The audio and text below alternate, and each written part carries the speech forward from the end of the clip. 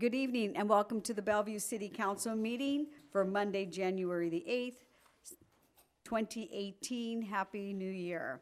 First item on the agenda is the Pledge of Allegiance. If you could please rise and please remain standing for the invocation by Reverend Lowell Nelson, Emmanuel Lutheran Church, 104 Galvin Road North.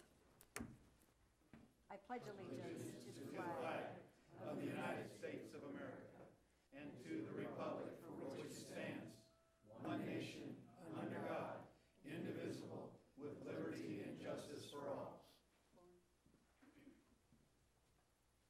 Let us pray. Thank you, God, for the gift of government, of people elected, of people engaged, and people who serve in their careers this city. I ask a blessing upon this meeting to be a blessing to all who live here, who look upon this city as a place of safety and comfort, of challenge, of a good economy and recreation. Thank you, God, for this blessing for this meeting. Amen. Thank you, Reverend Knoll.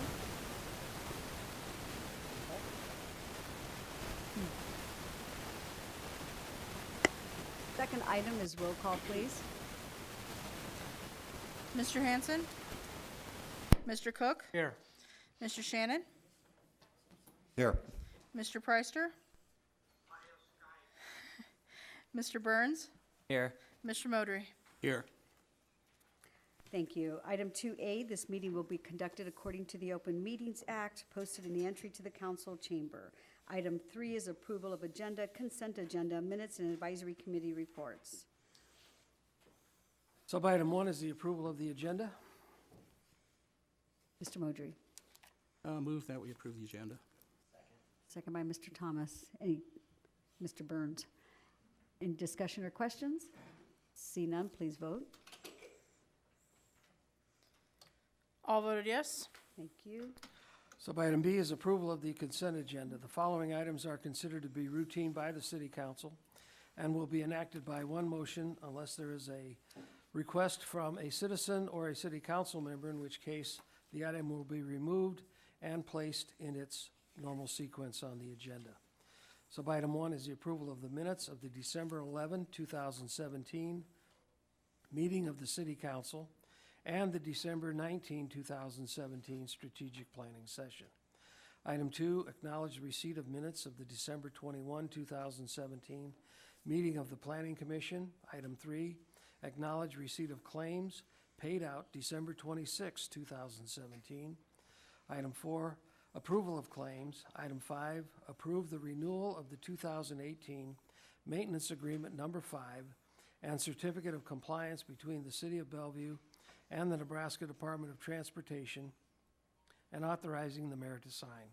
Item 6, approve the appointment of an ad hoc committee to review cemetery rules consisting of city council members John Hanson, Don Preister, and Pat Shannon, and Public Works Director Jeff Roberts, Park Superintendent Brian Madison, and City Administrator Joe Mangiamelli, and utilizing Assistant City Attorney Timothy Buckley for legal assistance.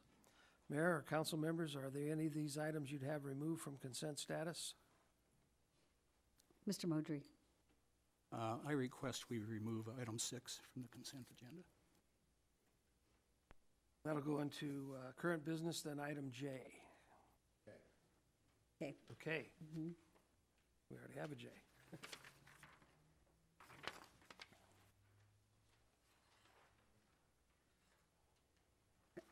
Anything else, Mr. Shannon?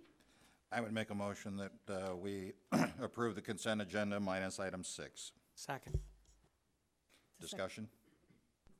Did you get the second, Sabrina? Okay, thank you. Any discussion? Yes. Mr. Shannon? On the strategic planning session, we have something in our packets that's a one-page, you held a meeting, but there are no minutes there. Since I was at an accounting conference speaking to CPAs, I'd like to see the actual minutes of that meeting or some kind of synopsis of what transpired. Because we don't have minutes of that meeting. We have a note that the meeting happened. The minutes are being developed and that will be provided to the city council. Okay. Do we need to amend what we're approving since we don't have minutes? Those are the minutes for the meeting. He's talking about what we'll have as the actual The actual plan. plan. We don't really take minutes at the meeting. So, We need to call it something else, because we're approving minutes.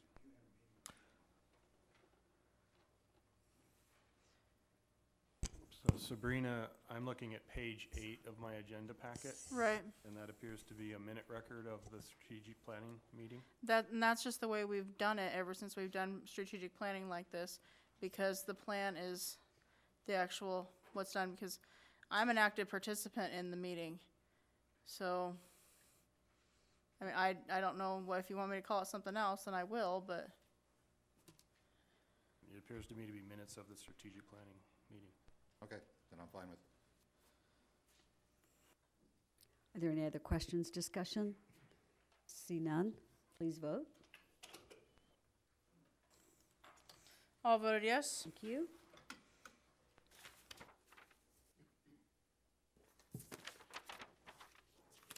Item 4 is approval of claims, which we've just done through the consent agenda. Item 5 is special presentation, a presentation on a War on Terror memorial in American Heroes Park. Mr. Frazier is in attendance.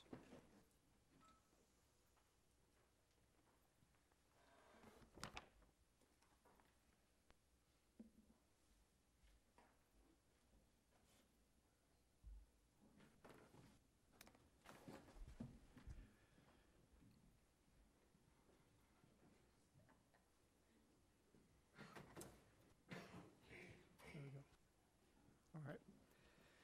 Good evening, Mayor Sanders, City Council members, and members of the city government. My name is Ed Frazier, and tonight I'm proposing for the City Council's approval a change to the American Heroes Park Master Plan to include a War on Terror memorial. First, I would like to share that I've been stationed at Offutt Air Force Base for the past year. However, I attended Birchcrest and Mission in the 1980s when my dad was assigned to Headquarters Strategic Air Command. Fast forward 30 years, and I'm delighted to return to Bellevue with a family of my own. I'd also like to share that my family adopted American Heroes Park last April through Bellevue's Adopt a Park program. The before and after pictures on this slide represent more than 140 volunteer hours of friends, Bellevue residents, and Offutt Air Force Base personnel taking care of the 9/11 Memorial, the Nature and History Trail, and the path around the pond. But we have much more to give. We are therefore proposing a War on Terror memorial to complement the existing 9/11 Memorial in American Heroes Park, pictured on the left. In a much broader sense, it will also complement the traveling memorial pictured on the right, called Remembering Our Fallen, with which you may already be familiar. And although not pictured here, the post-9/11 memorial in the Veterans Memorial Garden in Lincoln, which was dedicated just 2 months ago on Veterans Day. We further propose the threefold purpose and scope of the memorial to memorialize Nebraska's sons and daughters who sacrificed their lives in the War on Terror, to recognize the sacrifices of Nebraska's War on Terror Gold Star families, and recognize all U.S. service members who serve or have served in the War on Terror. For reference, we defined War on Terror according to the Department of Defense Global War on Terror Expeditionary Medal, or GWAT-EM, criteria, which generally consists of a deployed military member participating in the operations listed at the bottom of this slide. The highlighted operations are those in which Nebraskans lost their lives.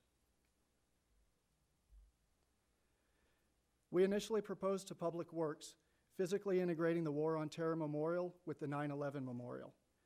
Public Works expressed support for our concept, but rejected the proposed location due to concerns associated with the Kramer Power Plant fly ash. Public Works recommended instead seeking your approval to include the War on Terror Memorial in Heroes Plaza, as depicted on the right of this slide.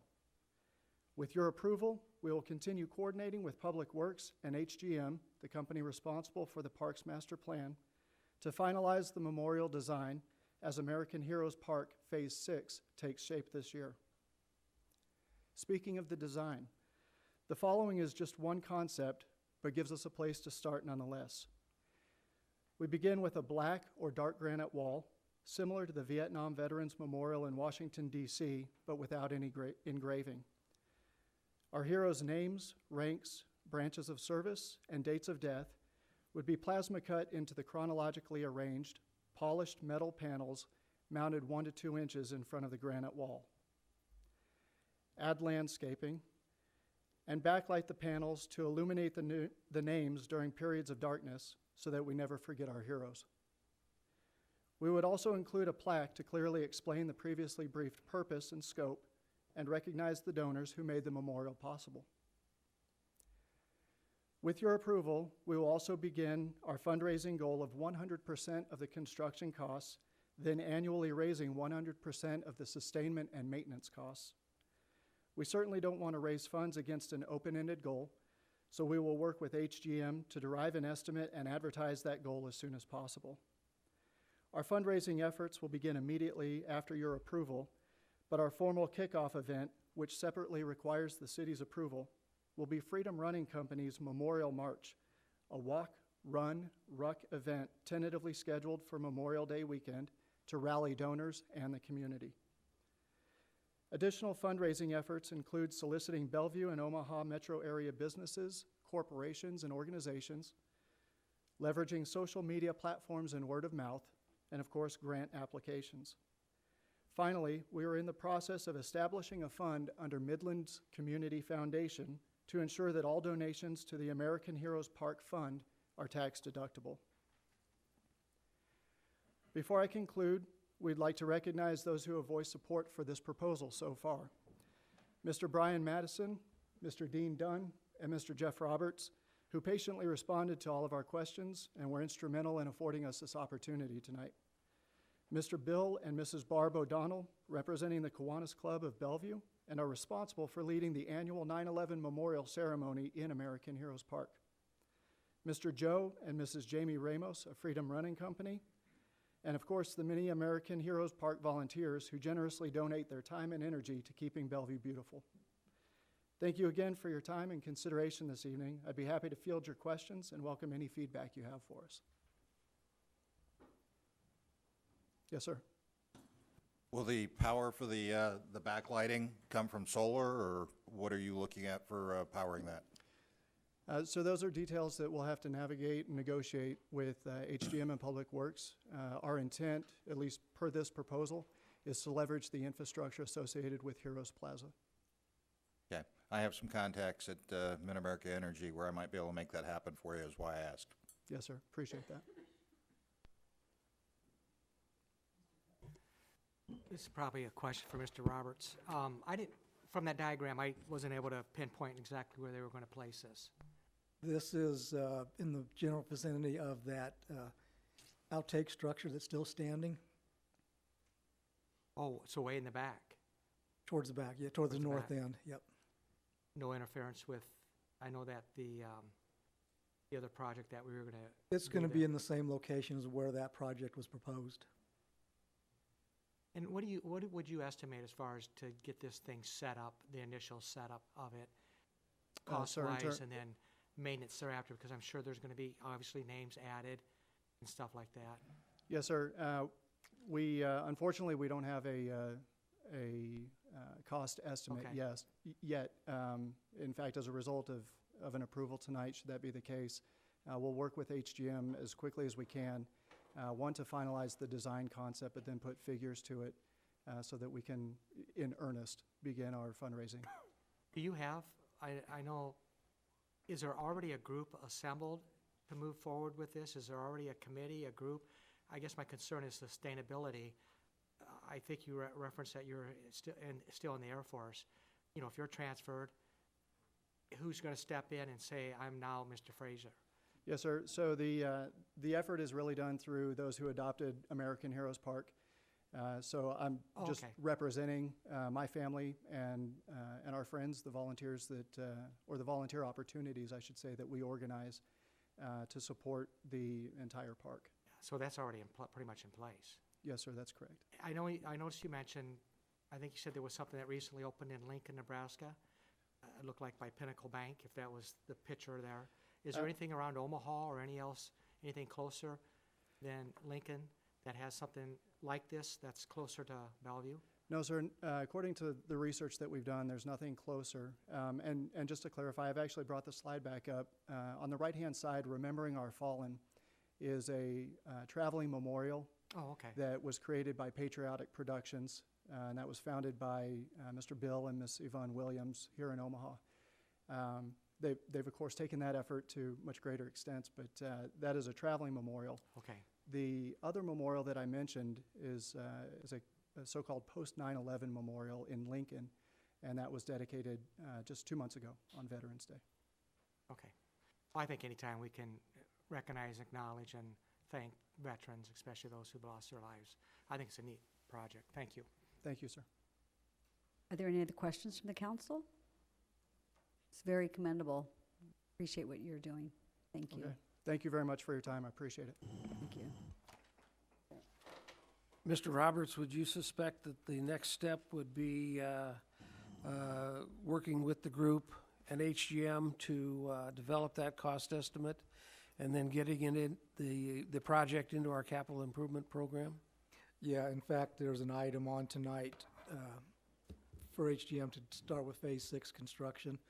And so, yeah, we can incorporate it into it and get in our CIP. And to answer the electrical question, Councilman Shannon, we are planning on bringing power down this phase of it also.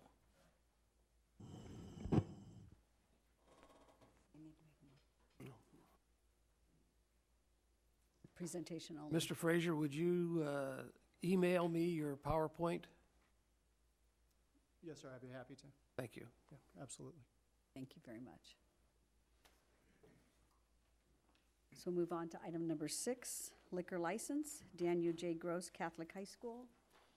Sub-item A is Daniel J. Gross Catholic High School. The application for a special designated liquor license to sell beer and distilled spirits during a trivia night fundraiser at 7700 South 43rd Street on February 10, 2018, from 6 p.m. to 10 p.m. Is there someone here from Gross High School? Welcome. Hi, good evening. I'm Janet Van Houten. I'm the business manager at Gross Catholic High School. We are requesting the one-day liquor license permit for a fundraiser, our 10th year of doing so. Thank you. Are there any questions from the council? See none, I'll open for public hearing on this item. Anyone wishing to speak on this item, please do so at this time. I see no others. I'll close the public hearing. Mr. Cook. Thank you, Mayor. I'll make a motion that we recommend approval to the Nebraska Liquor Control Commission, the Daniel J. Gross Catholic High School application for a special designated liquor license to sell beer and distilled spirits during the trivia night fundraiser at 7700 South 34th Street on February 10th, 2018, from 6 p.m. till 10 p.m. Second. 43rd Street. With the correction to 43rd Street. 34, yeah. And a second by Mr. Burns. Discussion or questions? Mr. Modry. Yes, I will be abstaining from voting on this item for religious and personal reasons. Any other questions or discussion items? See none, please vote. 3 yes votes, 1 abstention. Thank you. Item 7, ordinance for adoption, third reading, none. 8, ordinance for public hearing, second reading. Sub-item A is ordinance number 3894, amending section 6.0 and adding section 6-23 and 6-47 of the Bellevue Municipal Code to allow for pet advocacy permits. I'll read the title of the ordinance. An ordinance to amend section 6-0 and to add section 6-23 and 6-47 of the Bellevue Municipal Code pertaining to animals, to repeal section 6-0 of the Bellevue Municipal Code as heretofore existing, and to provide for the effective date of this ordinance. Thank you. Also for public hearing this evening on this item, anyone wishing to speak on this item, please do so.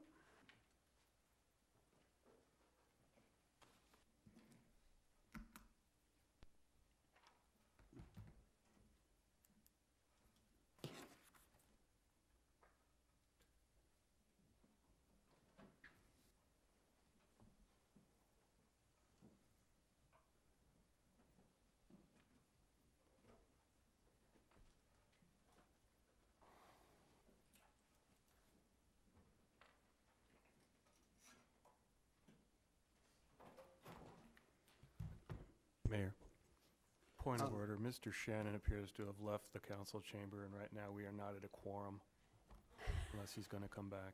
I see him in the back.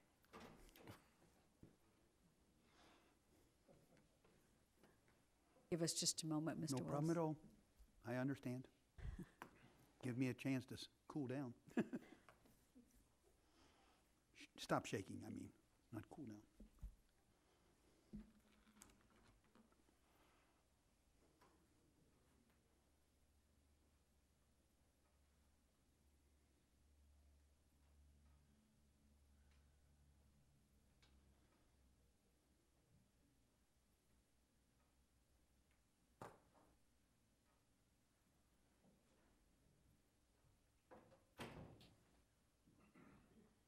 Welcome. Are we back in quorum? We are. Okay, fine. My name's Michael Wills. I live at 1321 Harrison Street here in Bellevue. And I'm rising to talk about voting yes for this ordinance. My wife got me a book for Christmas. And it's called Arthur. And if you can find it, read it. Arthur was found in the Ecuadorian jungle and followed a team of extreme racers home to Sweden. And it's a fantastic book. Why did I bring that up? Because there are a lot of Arthurs out there. And even though I have a large yard and I have space for more dogs, unfortunately, because of my wife's and my disabilities, we're not able to do it. But there's a lot of people in this town who should. And I firmly believe, I absolutely firmly believe that this ordinance should be passed. Thank you very much for your time. Thank you. Are there others?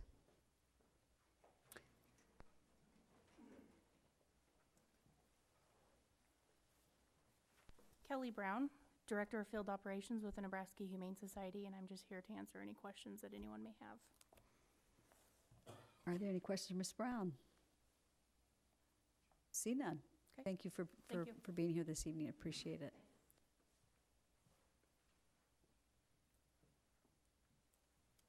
Hello. My name is Shannon Grapes, and I have a pet advocacy permit in Omaha. And I also work a lot with rescue organizations and rescue groups.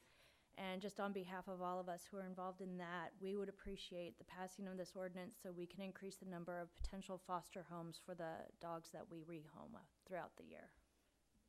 That's all. Thank you. Are there any questions? See none. Thank you. Oh, yes. Both of our speakers, if you could sign in, please, so we have it on record. Thank you.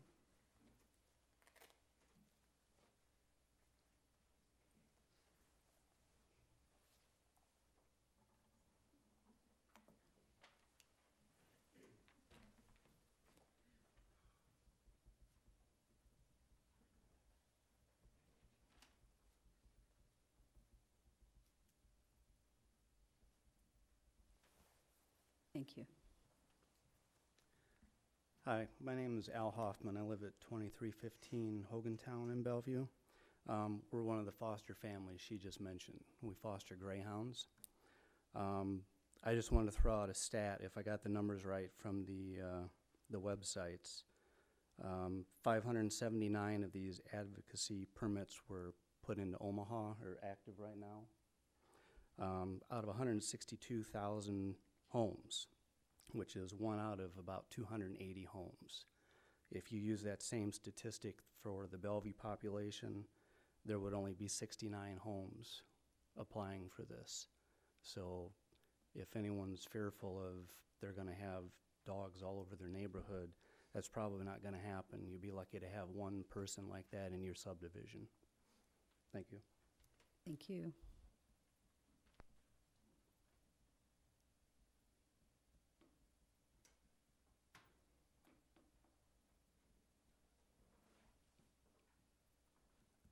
Are there others? Yale Clanderud, 514 Bellevue Boulevard North. Again, I'm here to speak on behalf of favor of passage of this ordinance. First of all, I want to thank Jim for putting this in front of the council. He's done a lot of heavy lifting, and there's a lot of writing on that. So, Jim, thank you very much. Kelly, thank you very much as well. I mean, Nebraska Humane Society is here. She's on her own personal time. You know, most of us work 8 to 5, so she really stepped outside the box and is helping this out. Again, I think this is a good thing. It's a process that allows pet owners to step outside, well, I'll just read my notes. The advocacy permit process allows responsible pet owners a vetting process in order to increase the number of owned pets beyond the mandatory number established by the present city code. This ordinance is not intended for kennels, breeders, etc. Generally speaking, you'll find the avocation permit holders are people that are working with the local rescues and the Nebraska Humane Society to either rescue or foster animals. This is not a for-profit endeavor. We're giving the citizens of Bellevue the opportunity to legally and responsibly increase the number of pets they own. This is a proven process. The advocacy process has a track record of proven performance for Omaha, Nebraska, with a city of over 500 residents. And a person before me presented that. This program is administered by a proven provider. The program is administered by one of the oldest and most respected humane societies in the country, so much so that the city has entrusted its pet control responsibilities to the Nebraska Humane Society. Pet advocacy permit holders have skin in the game.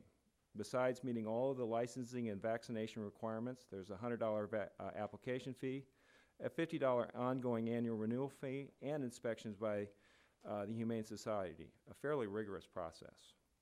For those unfortunate few that for very valid reasons have exceeded the city maximums, this will open the door to bring them into compliance.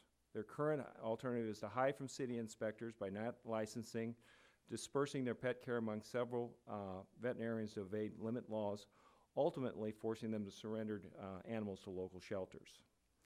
Restricted pet ordinances are a barrier to pet growth. For those pet conscious, particularly younger individuals, Bellevue is not an option. Passage of this ordinance will change that. Furthermore, this ordinance, I believe in a very small way, will enhance the perception that Bellevue is a progressive and forward-thinking community.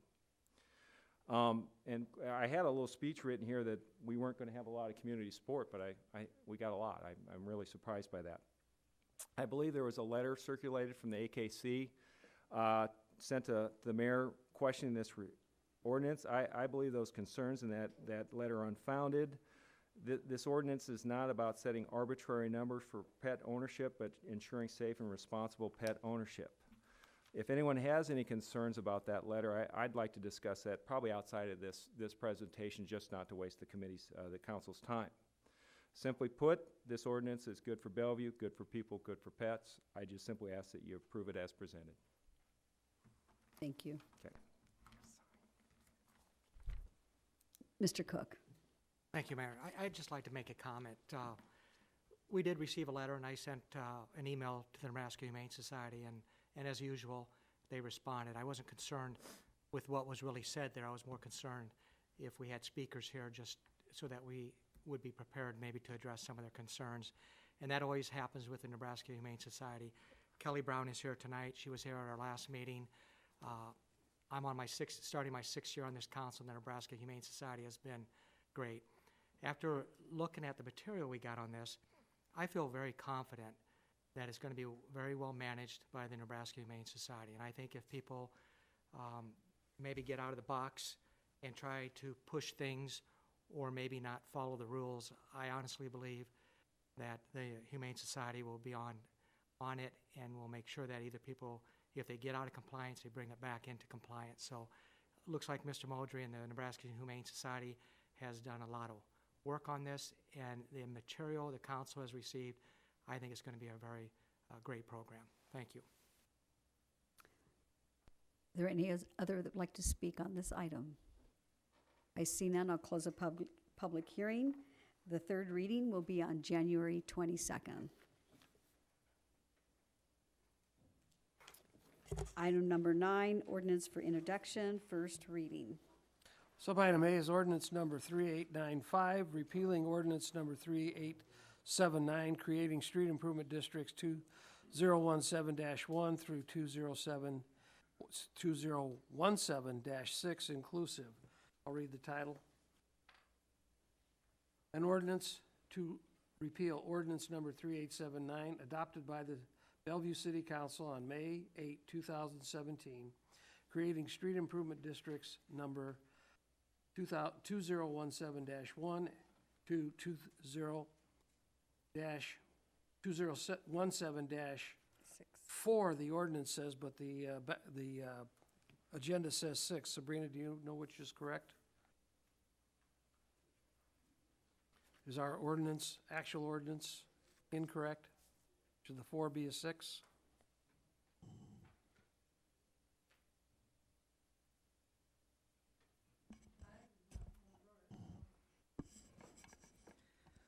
For I'm the, pulling up the original 3879, so if you just bear with me for a second. Do you have that, Jeff? the original, the one that we're repealing is districts 1 through 4. So our agenda item should be reflective of 1 through 4? That should be 1 through 4, correct. Okay, so our ordinance number 3895, which is proposed, is correct then. So there's no action required on this this evening. It'll have public hearing at the next council meeting. Thank you.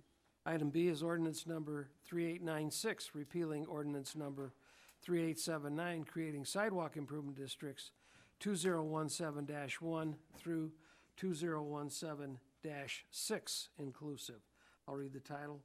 An ordinance to repeal ordinance number 3879, adopted by the Bellevue City Council on August 14, 2017, creating sidewalk improvement district numbers 2017-1 to 2017-6 inclusive in the city of Bellevue. Again, no action required this evening. It'll have public hearing at the next city council meeting. Item C is ordinance number 3897, creating street improvement districts 2018-1 through 2018-6 for the purpose of bonding. I'll read the title. An ordinance creating street improvement districts number 2018-1 to 2018-6 inclusive in the city of Bellevue, Nebraska, ordering the construction of street improvements therein and ordering the publication of the ordinance in pamphlet form. Once again, no action required this evening. Public hearing will be next council meeting. Item D is ordinance number 3898, creating sidewalk improvement districts 2018-1 through 2018-6 inclusive. I'll read the title. An ordinance creating sidewalk improvement districts number 2018-1 to 2018-6 inclusive in the city of Bellevue, Nebraska, ordering the construction of sidewalk improvement districts therein, and ordering the publication of the ordinance in pamphlet form. No action required this evening. Public hearing will be the next council meeting. Item E is ordinance number 3899, amending sections 5.22, 5.23, and 5.24 of the Bellevue zoning ordinance regarding self-service laundry facilities. The applicant is TCH Inc. and the city of Bellevue. I'll read the title. An ordinance to amend sections 5.22, 5.23, and 5.24 of ordinance number 3619, Bellevue zoning ordinance, relating to laundry self-service automatic in the General Business Zoning District, BGM, Metropolitan General Business Zoning District, and BGH, Heavy General Business Zoning District, to repeal such sections as heretofore existing, to provide an effective date of the ordinance, and to provide for the publication of this ordinance in pamphlet form. Again, no action required this evening. Public hearing will be next council meeting. And item F is ordinance number 3900, rezoning lots 1 through 227 and outlots A through D, Falcon Point, from AG to RS 72 and RG 50-PS for the purpose of residential development. The applicant is Charleston Homes. General location is southwest corner 48th Street and Capehart Road.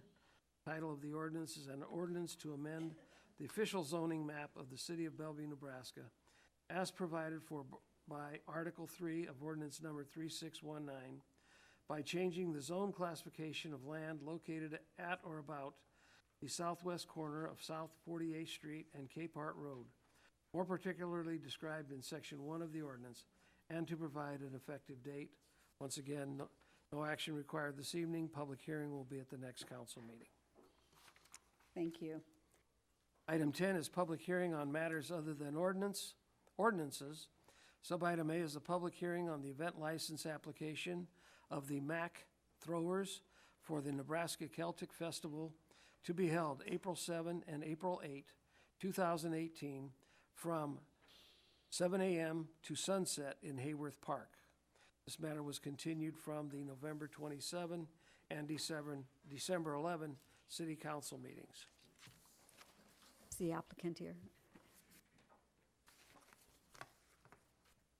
Hi, Welcome. I'm Josh Hagan. I'm a representative for Mac Throwers. Are there any questions from the council? Mr. Shannon? I have seen nothing change in our packet from the police as far as a recommendation for approval. What's in the packet is a recommendation for disapproval. Have you had time to work this, and are you now recommending approval? We are. We've met with him previously, discussed our concerns with him. He's met all of our needs, and we're very satisfied that he has a plan in place that's acceptable and doable. Okay. And Public Works, we know we can support his water requirements and other things that he's asked for now? Yeah, there was no problems with Public Works. Okay. Are there any questions for the council? No, not at this time. Thank you. I'll open for public hearing, so anyone else that would like to speak on this item, please do so at this time. See none, I'll close the public hearing. Mayor, I move for approval of item 10A. Second. Second by Mr. Burns. Discussion or questions? See none, please vote. All voted yes. Thank you.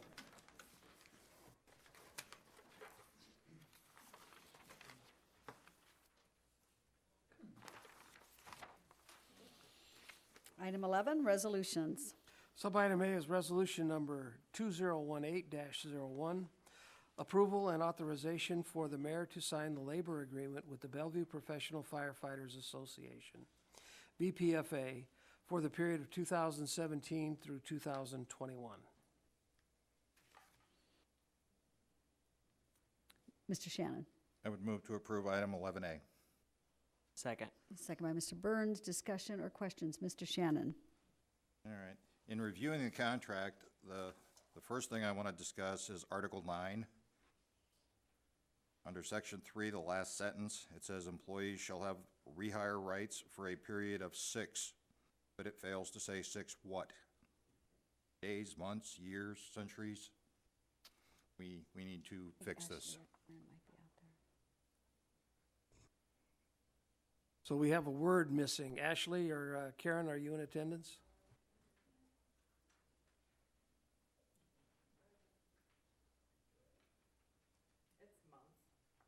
It's months? Okay, and we can get that correction in? And correct me if I'm wrong, but this contract is for part-time firefighters? Yes.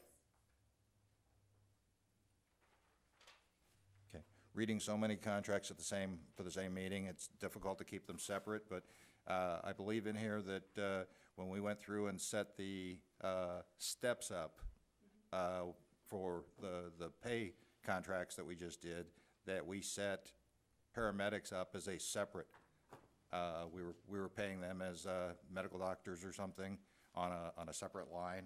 You had a separate category for the paramedics? That's the full-time.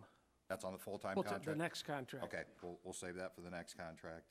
The other thing that hit me in this contract is that we're giving an awful lot of benefits to part-time employees, and especially in the holiday pay area.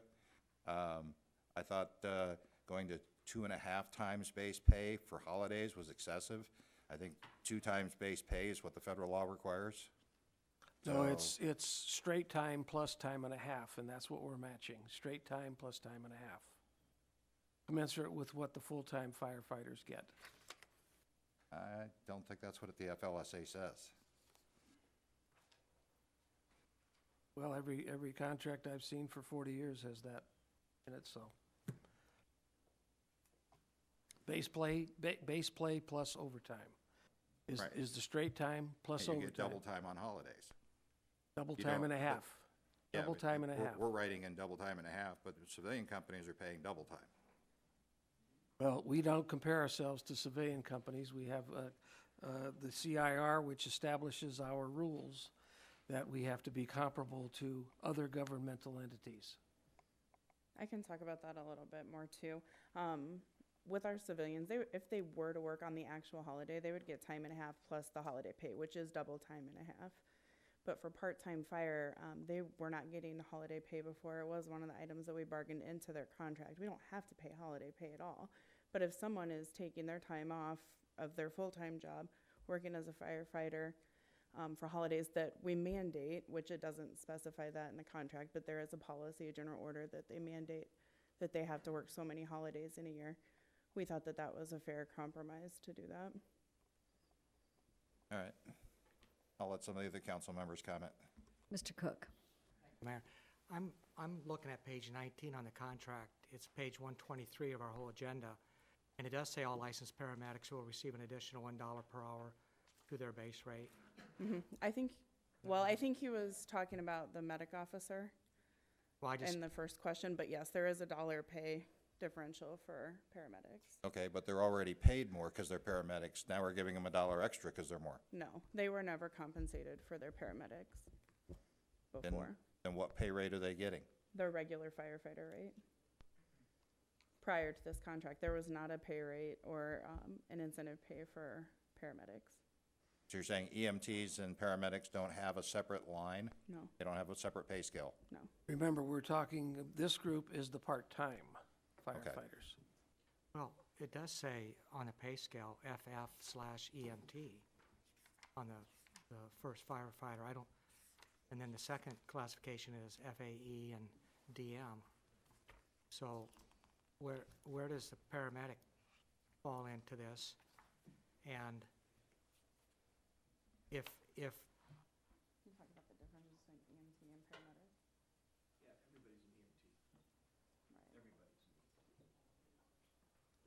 I'm on page 19 of the actual, well, wait a second, the packet. Or no, 19 on the contract is where it talks about the paramedics will receive $1 hour per base rate.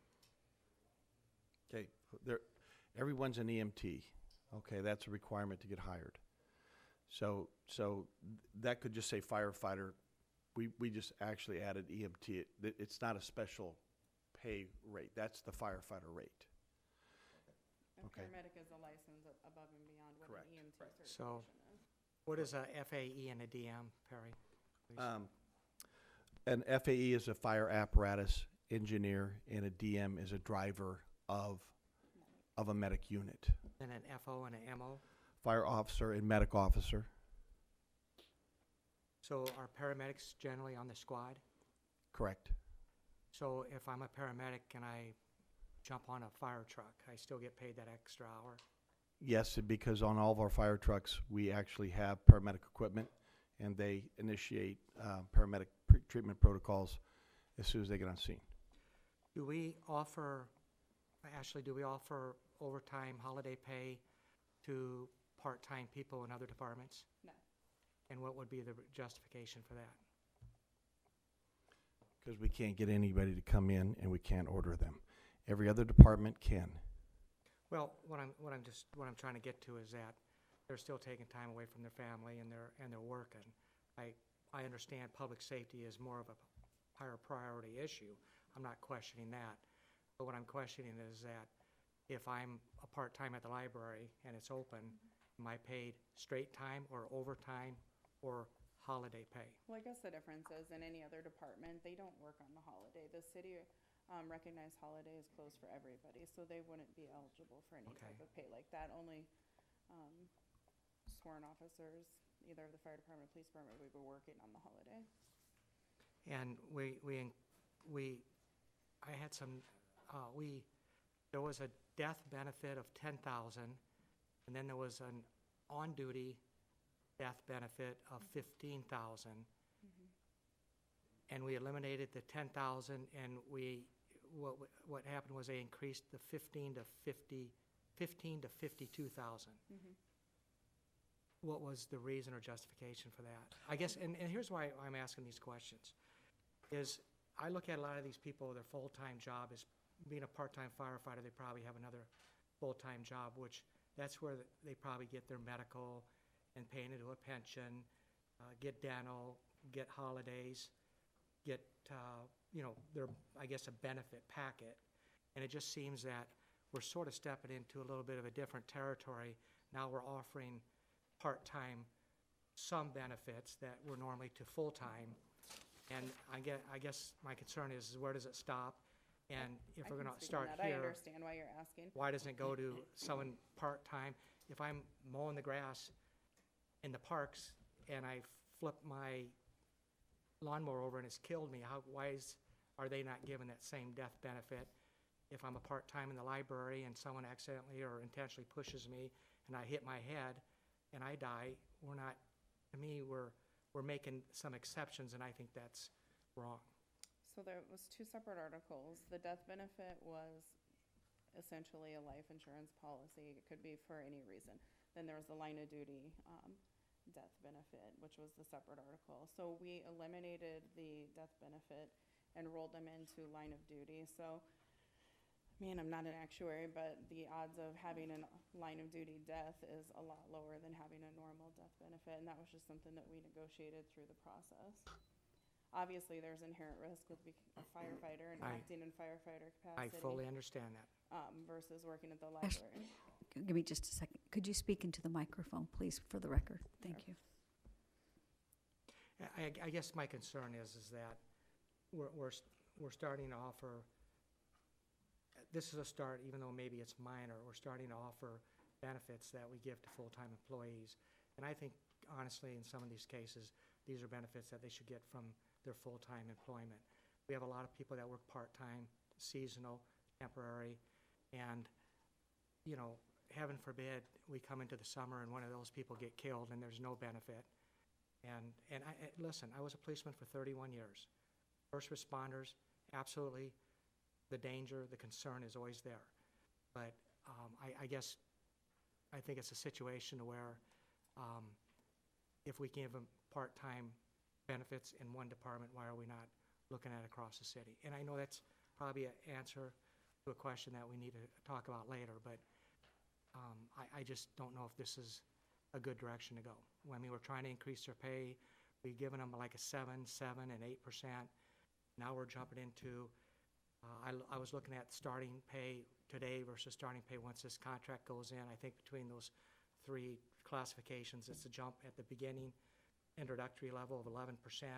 At the top pay, it's a jump of about 6.3%. We're seeing significant increases in pay. And I know they're part-time, but everything gets pushed. When we push here for pay, it pushes somewhere else for pay and benefits. So that's a concern. Thank you. Mr. Mangiamelli. Mr. Cook, there were any number of items that this group was bargaining for. We limited it to those items, like the insurance, that we felt was equitable and fair. These people are accompanying our full-time firefighters on any call and response for service. While Ashley is correct, the actuarial incidents that they might be killed in the line of duty is small. The potential that they would be killed alongside of a full-time firefighter in a response, we felt the equity of providing them the same benefit in that death situation was appropriate. As I mentioned at the start here, there were any number of benefits that this group was attempting to bargain for, which we did not agree with and did not approve in this contract that's before you. So I don't think that your fear of us opening up a door or getting on a slippery slope of giving this group more benefits than other groups is going to come to fruition. Besides that, this is a 4-year contract, and so it's going to be locked in at this level for the next 4 years. Mr. Shannon, do you have? Yeah, I'd just like Mr. Buckley to weigh in on that, do you feel that we would have an equal protection clause claim if we're treating classes of part-time civilian or part-time employees differently, that we're not providing equal I don't think benefits to all our part-time people? to sustain a equal protection claim, you have to show that the participants are similarly situated, and I don't think that's the case here. Okay, so you're comfortable with the differentiation? Are there any other questions? Mr. Mangiamelli? So if we add the word months to Article 9 in the return to work, that would suffice. That would suffice for that. And then this contract, I believe, is retroactive, am I correct? As far as wages go, yes. Okay, can we hear from Rich on what this retroactive is costing us?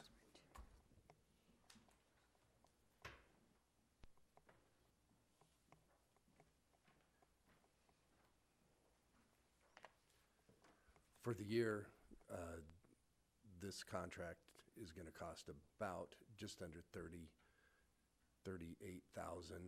for the year. So $10,000 retroactive for the last quarter. Okay, and then so we would be giving raises out based on October 1st, and then we would turn around and give raises again January 1st? It goes to their anniversary date, doesn't it? Yeah. The anniversary dates at that point? Yeah. Yep. So, yeah, it is expensive, but as Mr. Mangiamelli mentioned, that the directive was to make sure that we fall in line with what the CIR has directed. So we're doing what we can to make sure that we get a contract and to make sure that we do, I hate to say the cheapest, but the most cost-effective way of supplementing the firefighters for the fire department.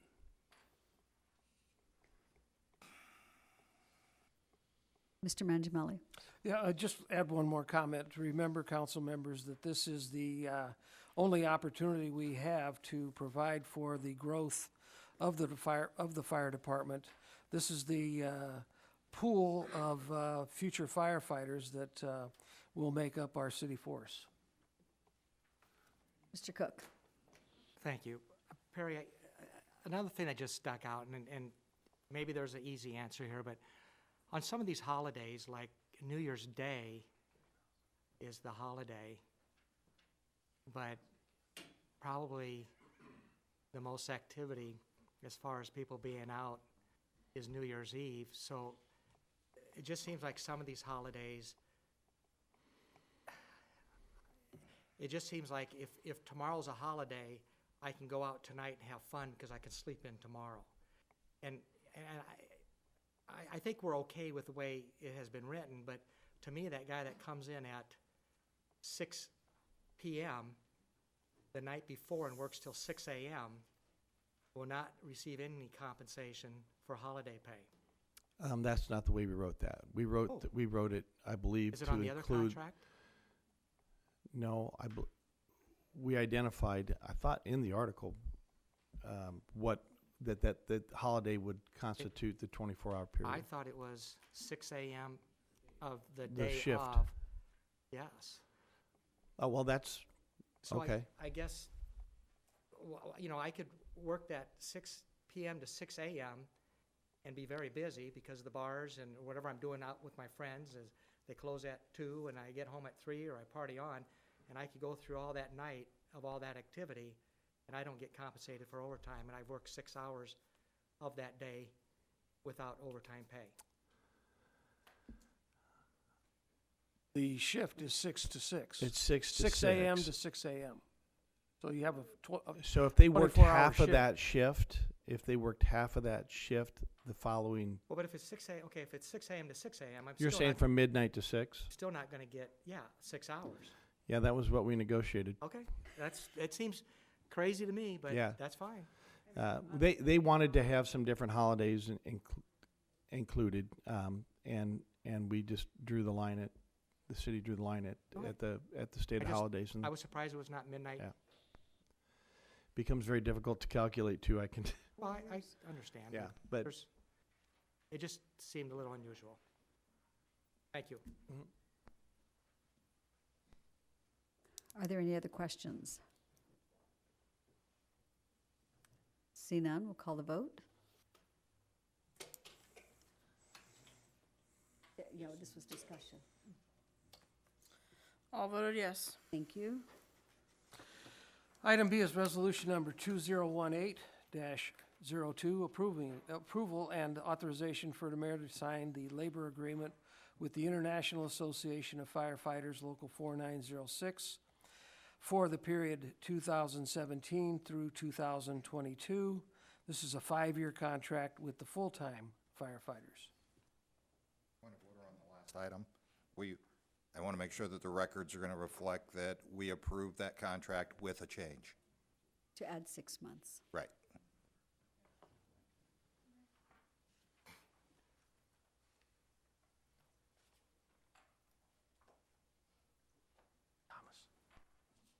Mr. Burns?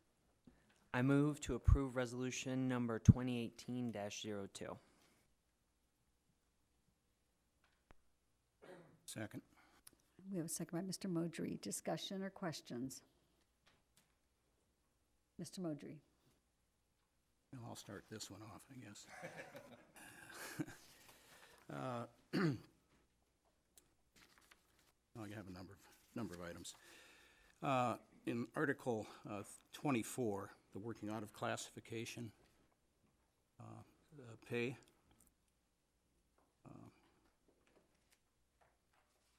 there are some large jumps in the per hour increase each year for those various classifications.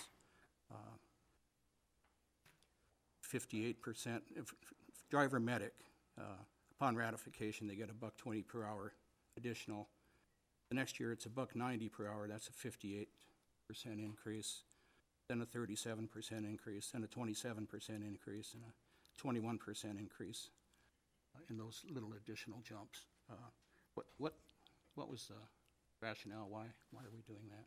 This is a 5-year contract, and we were deficient on the pay for those classifications of personnel. And what we did was we used the deficiency divided by the 5 years and went to a 70-cent per year increase. It's a flat 70-cent per hour increase each year, as opposed to having it all come in the first year.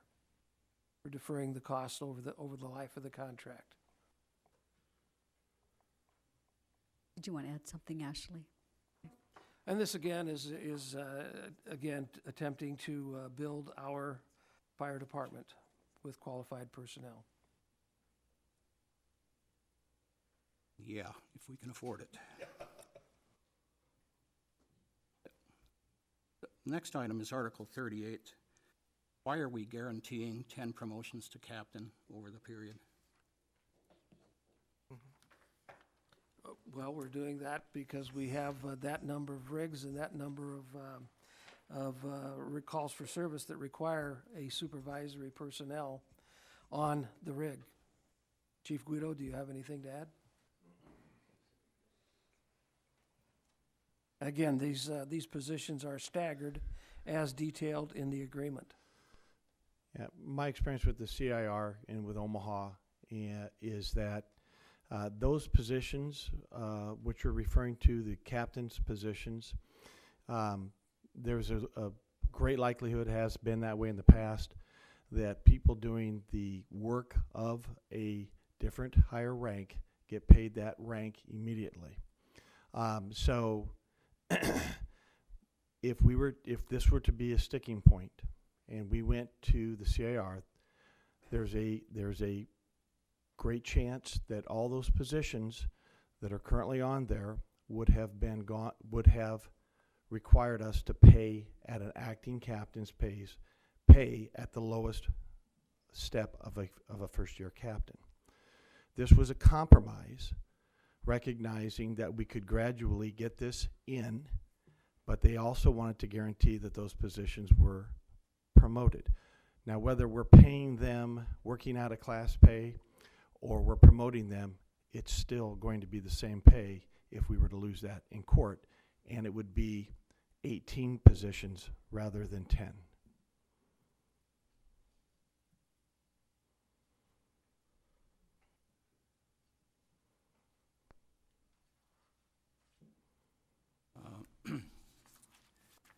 Additionally, another item I always talk about is longevity. Pay increases along with step increases, along with a 1.6% increase in the step rates each year. You get some hefty salary increases from year to year for folks when you factor in all those items.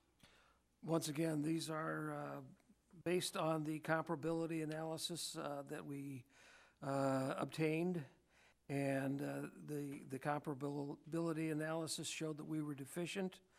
There is no increase in the longevity in this contract over what's was included in the last contract approved by the City Council. Yeah, that's true. If there's any state senators out there, we need to work on the CIR and the comparability rules. It's going to kill municipalities. Just can't afford it. Are there any other questions, Mr. Motry? Mr. Shannon? Chief, in Section 7, it says, Article 20, Section 7, in order to provide overtime compensation for employees assigned to a bureau shift. These are people that are assigned a 40-hour duty schedule.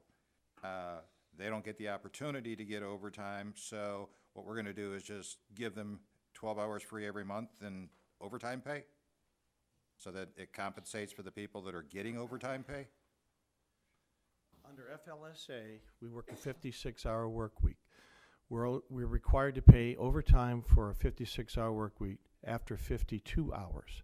That is part of their regular pay. If we transfer someone into a bureau, they go to a 20/80 work schedule. They miss out on that 52 to 56, which is part of the regular schedule of a 24-hour shift personnel. If we don't pay them comparably, which is what we're doing, we're paying them comparably to what they were making, it becomes a disciplinary action to reduce their pay. So their pay is moved equally with a factor of multiplication of 1.4 based off 20/80 hours and 29/12.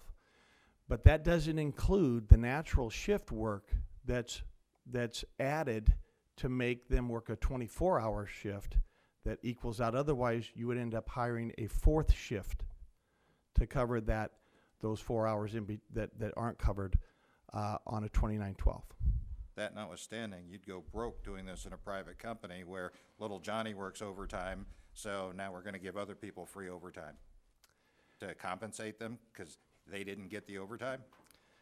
You know, what we're doing is what is done across the country, and FLSA that is how they match that across the country. All I can say, we're not a private entity. We don't make a profit. We provide a service to people, and we're doing a comparable study with other cities, and that's what the CIR mandates, and that's what we're doing. And that conversion factor that Chief Guido mentioned is carried throughout that contract, just so that we're equating hours, whether it's overtime, whether it's funeral leave, whether it's disciplinary action. we're equating the suppression group with the bureau group by that factor. Okay, and in this full-time contract, this is the one where paramedics are on a separate level on the pay scale, right? Correct. Yet there's still $1 extra for them for being paramedics? I've lost the question. differentials in Say the- that again. In the add-ons? Or is that only in the part-time contract? No, they're both the same on that. They both get $1 of specialty pay for that certification. But they're on a special line on the pay scale already. Well, no, they're not. That has to do with whether they're actually getting paid as a driver or a captain. Now, that's another additive. The driver's another additive. Okay, then I'm not sure I'm following what you're asking. I'm gonna have Ashley step in, please. So if you look at the pay scale in the appendix, you can see there's 3 positions in here. It's firefighter, fire captain, and battalion chief. So the same principle applies to the people that are licensed paramedics. They get $1 on top of the firefighter wage. It's the same as a part-time contract. It just looks a little different. Okay. And then if they drive and are a paramedic, they get both. Right. I'm gonna have to sell my house to afford to live here. Mr. Cook? Yes, Ashley, on Article 16, where it talks about the civil service guidelines, how come if I'm reading this right, it says this will not go into effect until October 1st of 2022? Why would we not follow the guidelines of the civil service? I thought that was mandated by state law. I'm probably not the best person to It talk about this is, part either. Councilmember Cook, it is. This was a compromise that the union gave us with or tied in with the promotion of the captains. If the city stays with the promotional schedule of the four captains in 2019, 2 captains in 2020, 2 captains in 2021, and 2 additional captains in 2022, the term of this contract. If the city maintains that schedule, then the union has agreed that they will not file any court action with the CIR to force us into doing something different. Yeah, Article 16 just speaks to provisional appointment. So we are following all of the guidelines for the civil service. This is just saying that as far as the promotional and provisional opportunity, that wouldn't apply until after that October 1st date. I'm just not, I mean, if it's a promotion, I think it has to fall under the civil service guidelines. And it will. It will. Right. Then why isn't it effective until October 1st? No, We won't have a promotional list. We don't even have the qualifications. And so if you put that in there immediately, what we're saying is when we start promoting, we don't want the provisional to be, we don't want the working out of class to be confused with what provisional is. And so by the time we get the working out of class pay up to the 2022 timeframe, then the provisional actually kicks in as it's intended to under the state statute. You can't provisionally appoint someone that's not on a list. We don't have them. We don't have it. They're not qualified at this point. Do we So- follow the civil service guidelines? too? Yes, we are following the civil service guidelines. I guess I don't understand these 10 captain slots. To me, that should be a budgetary type situation. It should come through where, hey, if I need 1 or 2, it's brought to the council, we consider it, we make a decision. To me, as the department would grow, it would tell me that you would need maybe some additional supervisors, but I'm having difficulty mandating that you're gonna promote 4-2-2-2 when maybe over the next year or 2, there's no increase or no changes to our authorized strength on the fire department. This does not, Councilman, this isn't addressing the authorized strength. Right now, people are acting in those positions because they have to. When you have a fire truck, you have to have someone in charge. The Court of Industrial Relations doesn't recognize whether you call him a fire officer, whether you call him a lead firefighter, whether you call him a captain. They look at what job does he do, and they compare that responsibility and job with another fire department. At this point, if we went to the CIR, they would recognize 18 positions that our people are currently doing because they're mandated under our entire system, the way we operate. They would be doing the same jobs as the captains in Papillion, the captains in Omaha, the captains in Council Bluffs. And the CIR would rule that that position should be paid captain's wages on an acting salary basis, and they would do that 8 times 18. This way, we're gradually doing it and implementing it slowly because of the deficiency in resources to pay for that. This was a compromise by the union with us, recognizing that we're trying to get them to where comparability exists. Was it brought up during the budget session? This goes into effect, the first group is 2019, so yes, it will be part of the budget. Thank you. Mr. Shannon. Rich, come tell us what each of these provisions is costing us. I don't have the itemized list with me, but right around 300,000 is what this contract is over the run rate. Over what we're already Yeah. paying. Yeah, but remember, this is the larger group. This is almost 3 million in wages. And a 5-year contract. You know, you're free to give me a better question to answer anytime you want. Okay. I was hoping you had your list with you. Are there any other questions? I'm just still struggling with the concept that we're dictating management decisions, you know, promotions to captain. That's a management decision. I don't think that belongs in a labor contract, but.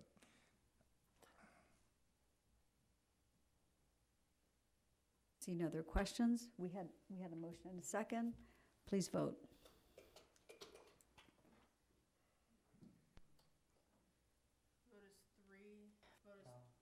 Three to one. 1 to 3. Oh, 1 to 3, excuse me. Motion fails. Okay, Councilman, I guess I'd ask, what is your direction? We have a negotiated contract that you've rejected. What is your alternative? Is that on our agenda tonight? We're talking about item number 11B, which you've just rejected. What is your direction? Mayor, may I speak? Mr. Cook. What I would suggest, I would assume that this has to go back into negotiations. So I would ask that the city administrator meets with council members and gets the concerns and then goes back to the negotiations, would be my thought. I don't think we should discuss it here. It's a negotiations. I think there's been many areas of concern. There's probably others we could have talked about. So Mr. Mangiamelli, out of respect, I just think it's something that we should probably meet on you in groups of 3 and maybe express some of our concerns and see how they can be addressed in additional negotiations and bring something back. Well, the execution, I appreciate that. The execution of this agreement was done commensurate with our closed session that we held back in several months ago anyway, when we started these negotiations. This contract, as Chief Guido indicated, leaves a lot of room on the table for the union to take us to the CIR, and you will pay considerably more for that. You need to understand that that's the alternative that the union has if we don't negotiate a fair contract that is comparable to what the wages and benefits of their sister organizations within our array. So we may not like individual items, but the cost of litigating this contract is far going to exceed what Finance Director Severson indicated once we have that litigation in addition to the settlement that would be achieved. Mr. Cook. Thank you, Mayor. And Mr. Mangiamelli, I truly respect and understand what you're saying. I would sure hope that I have worked under contracts that have been years behind. I haven't had any of these issues brought to my attention that were concerns. It seems the police department's working, or I'm sorry, the fire department is working. I know that there's still the need to transition to make it complete with full-time officers. I just think, give us an opportunity to meet with you, express some of our concerns. If the fire department feels that within the next month or two, we need to file and head to the CIR court, then I apologize. We're already 3 months into this contract, 4 months without a contract. I appreciate the hard work. You identify Karen Jackson and Ashley Clark and you and others, members of that go to these meetings. I just think that if we are given a month or two to at least express our concerns, and you go back, let's see what comes back, and then maybe a little bit of a different package. Maybe it comes back as the same. I don't know. But I would sure hope the fire department, maybe it was a mistake to take a vote tonight minus 2 council members. But I would just ask that within the next week or two, you sit down with us, let us talk to you about some of our concerns, go to the union and try to address them. Maybe the same contract comes back. Maybe there can be a couple minor changes made and brought back. Thank you. Mr. Burns. So I do have one question. So just use it as an example with the captain position. So right now the compromise was 10. And what Chief Guido said is that in actuality, we could be forced to actually pay for 18 captain positions. That's correct? And so... That's correct, and it would be 18 immediately. Okay, and so one of the things that I think is that, well, at least could maybe Joe or Chief Guido, could you give us more examples of, you know, in the long run, for instance, if, you know, just more examples like that, where there was, you know, compromise compared to what we, you know, could be forced to end up paying out, if that, is that a clear question? Well, we'll certainly do that as we meet with council members 3 at a time and get their input and bring this back after we've had a chance to hear those concerns and discuss them with the union. Okay. Any other questions? Item number 11C. Item 11C is resolution number 2018-03, approval of and authorization for the mayor to sign the professional services agreement between the City of Bellevue and Olson Associates, Inc. for the final design of 36th Street improvements, being Blind to Platteview Road, in the amount of $647,600.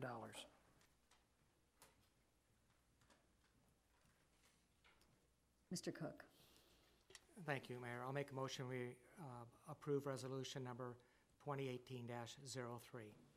I'll second. Second by Mr. Shannon. Discussion or questions? See none, please vote.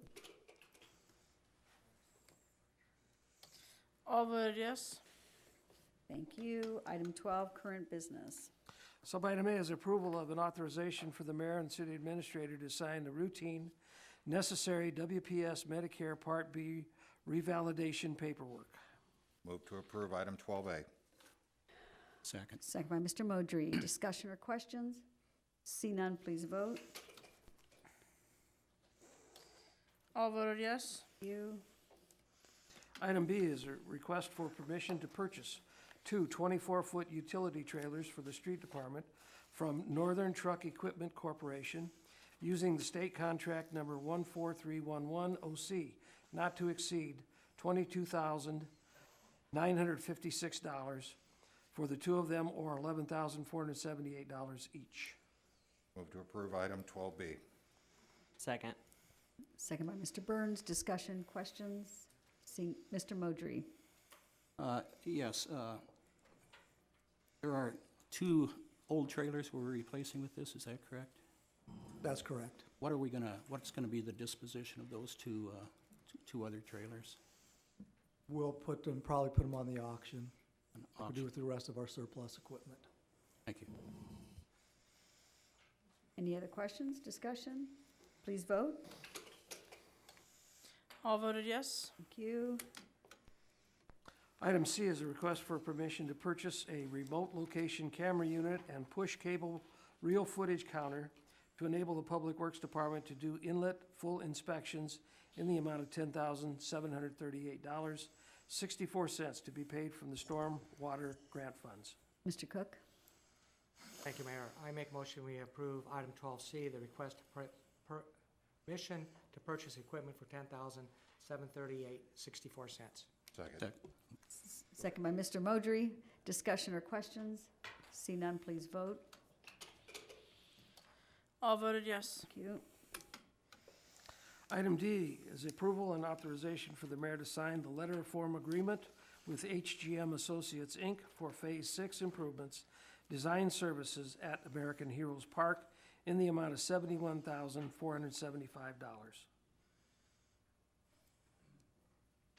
Move to approve item 12D. Second. Second by Mr. Burns. Discussion, questions? Mr. Shannon? Mr. Roberts, does this include Mr. Frazier's proposal? No, Or that is a how- separate item from what this proposal is. All right, is there a way we can incorporate that in there? Is there anything you need to do or add to incorporate our part of that project? No, because that's going to be a separate agreement between Mr. Frazier and HGM. But we'll piggyback the two together. Okay, thank you. Any other questions? Please vote. All voted yes. Item E is approval of change orders number 2 through 5 for 1500 Wall Street, City Hall project to Lund Ross in the amount of $198,263.35. Change order number 1 for additional security card readers to SEI in the amount of $24,812. And proposal for exterior signs to Omaha Neon Signs in the amount of $12,725 for a grand total of $235,800.35. Mr. Cook? Thank you, Mayor. I'll make a motion we approve item 12E, approval of change orders 2 through 5 for $235,800.35. Second. Second by Mr. Burns. Discussion or questions? Mr. Shannon? Are these items that were forgotten in the contract, or why are we seeing all these change orders come through on this project? Well, with the renovation of a building, there's always things that pop up that you don't account for. So that was a lot of just little things, but then two of the biggest items was for Sarpy County for our IT equipment. That was never included in the original bid. And then also there was the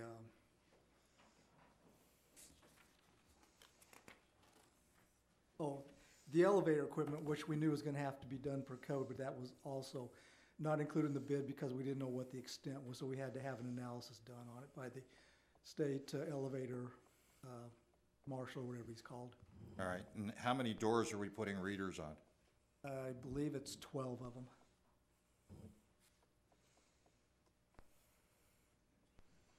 Any other questions? See none, please vote. All voted yes. Thank you. Item F is approval for the mayor to sign the agreement extension amendment for 2015 CDBG council-approved Rebuilding Together Housing Program.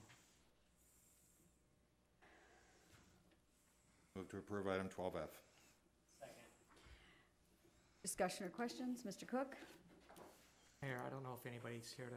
I be think able to Rich can speak. answer. Rich is here. Rich, I just got a quick question. On this particular item, it was approved in January of 16 for $100,000. And so they've had 2 years of this and had a remaining of $42,000.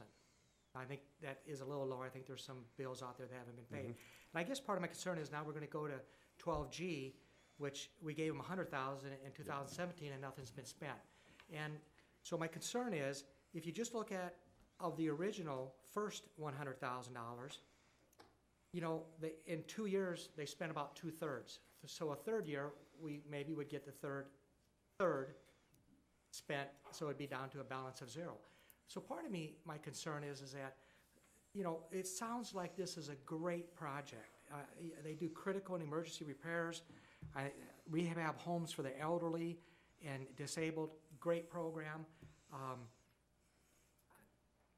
Our literature says that I think the director of this group this last year took time to go to all the churches and community centers in the affected areas and try to see if they could find more customers. But part of me struggles with this is that they had 100,000, and I don't know what they had expended by the end of last year, but then we give them another 100,000, and they're the 100,000 and 100,000 is about a third of the whole CDBG money we get, and they're just not spending it. So why did we give them another 100,000? And to me, we're going to get at the end of year 3 for the 2015, and they're then going to be at the end of year 2 on the 2016, and never even touch that 100,000 potentially. So that's how do we address this? Because I think we're giving them a big, large sum of money that unfortunately isn't being spent. You have a committee that each of you gets to nominate a person to be on that committee, and that committee looked at the requests and made a decision that these were the best projects to spend the money on. So that's the first place we should probably go. I guess is that, we can to me, address that the should have been committee and- answered a year ago when they were looking at the second 100,000. You're having difficulty spending the first 100,000, and I'm guessing back then maybe they spent a third of it. To me, I'm really surprised that they were given more money. I think they should have been required to maybe had a year of sitting out to try to expend the first 100,000 they were given, and then came back maybe to the CDBG committee and We asked can for get additional you money. more involved in that CDBG Well, if you'd like. No, you know, there's just a lot of projects that we need to do, and you're talking right now, almost $50,000 setting, say, in a bank, waiting for this group to expend it, when I'm sure I could go to Mr. Roberts and some other business owners in this community that would have said, you know, I could have maybe used some money and got some projects done. We continue to see, and it's not right for me, you know, I wish Abby was here tonight, because she probably is more intimate with the details and how the meetings went, but just to me, and I have no problem extending, but we got to get, you know, the word shovel ready. We got to get projects to where when we give them money, they got a year or two to expend it, and we can see results. I think we should get through these. Okay. I understand what you're saying, and I do have some ideas on looking forward at the roughly $300,000 we get, and maybe taking a little different direction on how we help more people with that money. Thank you. But I don't want to say I too hear you. much Thank you more very right much. With you. Mr. Modry?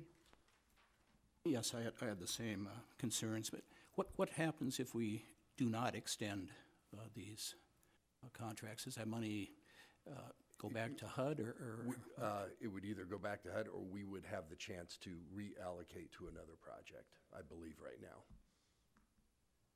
Because those funds haven't expired yet, but we'd have to explain ourselves. Yeah. Okay.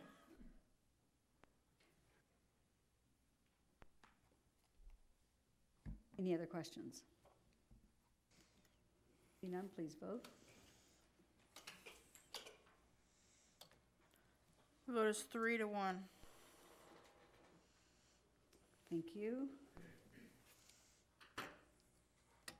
Item G is approval for the mayor to sign the agreement extension amendment for 2016 CDBG. Council approved Rebuilding Together Housing Program and Emergency Housing Repair Program, excuse me. Mr. Cook. Thank you, Mayor. I'll make a motion. We approve item 12G. Second. Second by Mr. Burns. Discussion, questions? See none, please vote. All voted yes. Thank you. Item H, approval for the mayor to sign the agreement extension amendment for the 2016 CDBG council-approved CASA Bellevue Visitation Center. Mr. Cook. I'll make a motion. We approve item number 12H. Second. Discussion or questions? See none, please vote. All voted yes. Item I is approval for the mayor to sign the agreement extension amendment for the 2016 CDBG council-approved 2110 office retail upgrade. Mr. Burns. I move to approve item 12I. Second. Second by Mr. Cook. Discussion or questions? Mr. Modry. Do we know if the owner will still be able to go through with this project, if extensive costs come in for that water contamination? That's going to add additional cost to this thing that wasn't I think we have to find out in the just what forecast that originally. cost might be before we really know if they'll continue with their part of the contract. Yeah. Okay. And again, this is a 2-year-old project, right? Yeah, this one was I think a little bit of a surprise with the contamination, if that's the one we're talking about. Mr. Cook. Yeah, but their first year ended at the end of 17. They are requesting to go to the year number 2. This is year number 2, yes. That's okay. 17, No. because they were 16 approval. This one, I believe January of 2017. Yeah, and then they found some contamination and so. Any other questions? See none, please vote. Vote is 3-1. Item J, approval for the mayor to sign the request for release of funds for CDBG 2017 projects and authorization to submit certification forms to HUD. Mr. Cook. Thank you, Mayor. I'll make a motion. We approve item 12J. Second. Second by Mr. Burns. Discussion, questions? See none, please vote. Vote is 3-1. Thank you. Item K is the approval to appoint an ad hoc committee to review cemetery rules.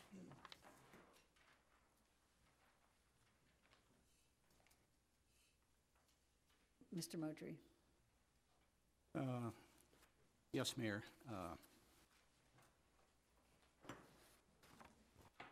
I move that we approve the establishment of a task force in accordance with the letter I provided with the makeup there for the reasons I've specified. And I would second that motion. What was approved last council meeting was that we would set up a task force with 3 council members to go over these rules. That's what was voted on, that's what was approved, and so that's what we need to stick to, is what we've approved already, is that 3 council members will look at these rules. We already have the input from the city, we already have the input from Mr. Brian Madison, and so we know, what changes they want to make.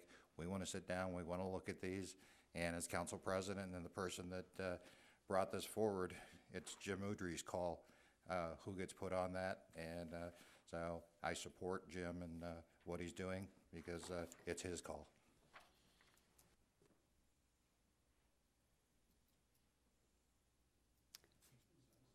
Do we have a motion and a second? And now discussion. Any other discussion or questions? Mr. Preister has a question.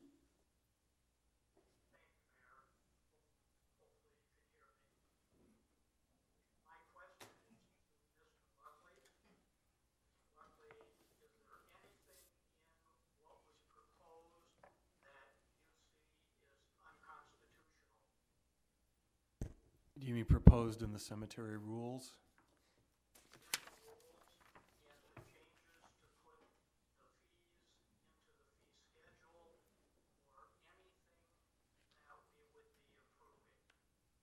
No, I don't see anything unconstitutional.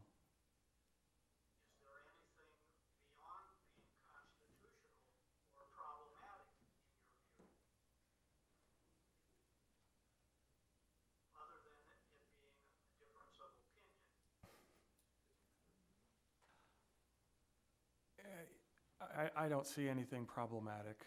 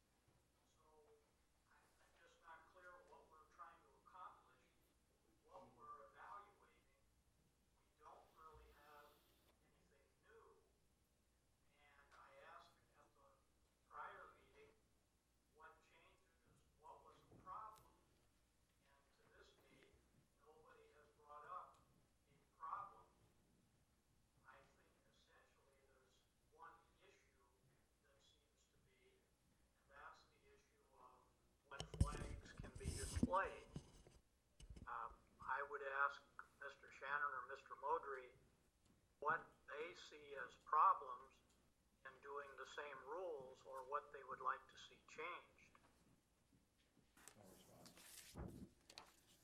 Thank you, Mr. Preister. I appreciate your comments, but we've already taken the action to delay this, so this is kind of a moot point. But just for example for you, one of the changes they made in the rules is that if we had approved the rules would no longer have come to the city council because the city council was written out of the process in these new rules. So Mr. Madison would have been able to make up rules on a whim, and the council would never have had say again. So that's just one example of the things that we want to look at and correct and address, and we want to have time to dig out all the problems in these and bring them back. We've already set a time frame on this. The December council meeting, we did a 3-month extension, and so we have a timetable already established.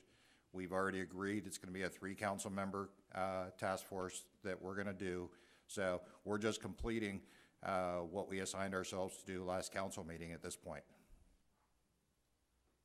Then I would ask if this is intended to be rules and guidelines that actually affect cemeteries, and if there's somebody with experience going to be on the committee who has actually worked in cemeteries or understands cemeteries, or is this going to be basically a political decision based on political preferences?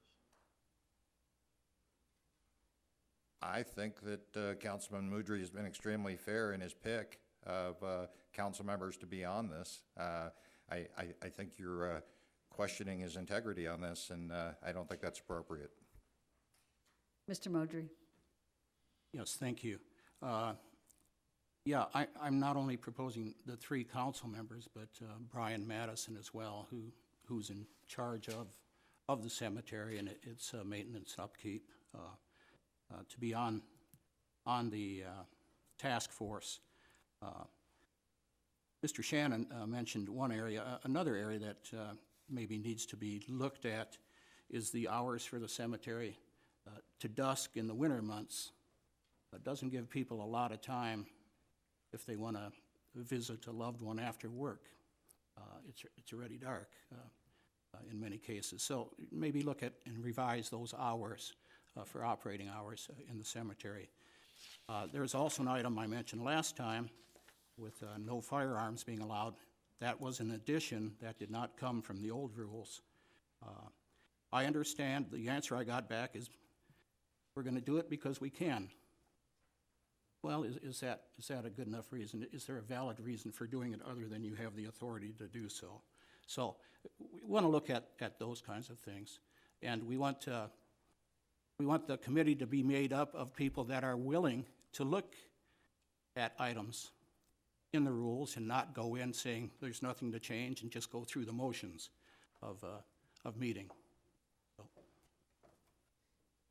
Thank you both. I appreciate the insight and that information. Are there any other questions, discussion? See none, please vote. Actually, I do have something to say. I just want to explain my reasoning because as far as the change goes, I don't actually think that I understand your reasoning, as far as conflicts go, but I don't think it makes any sense because I think what happens is now we just have Brian Madison, and I think what's going to happen the whole time is he's just going to be defending himself.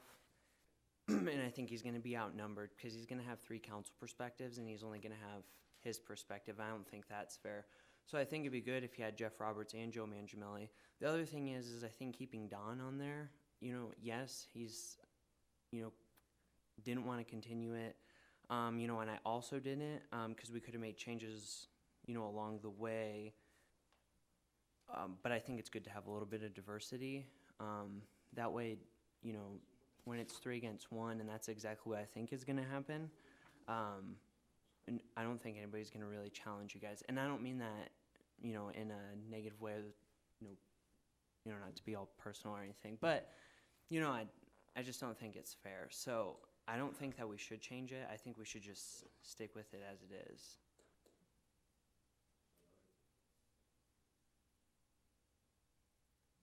The motion on the table right now is to approve Mr. Woodry's task force. Oh, as outlined. Well, but wouldn't that also be, so basically it'd be amending the task force that we would No. originally have approved? No. Because that's what we took it out of the, am I confused here?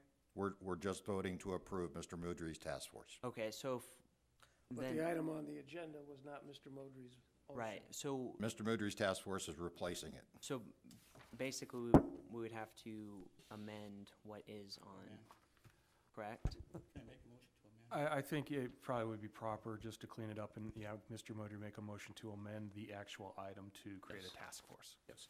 Okay, let me formally make that motion then to amend the item for the creation of an ad hoc committee with the makeup that's on the agenda to amend that to approve the appointment of a task force consisting of council members Cook, Hanson, Shannon, and Brian Madison. And I'll second that. For the motion, do we vote on the amendment first? I'm confused. Doesn't he want to amend it to what he had in his proposal? Yes. That's not what he said. I believe, He said Hanson. He did not say himself, and he has himself as part of one of the members. no, he doesn't. He That's doesn't? from what Okay. I read. Cook, Hanson, Shannon, and Brian Madison. He has proposed Okay. it as it's written in his memo. Okay. Sorry. So we have a motion and a discussion on the amendment. Now we vote on the amendment. Please vote.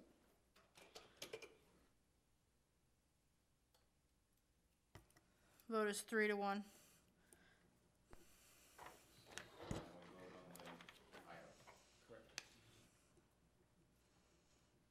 Discussion or questions?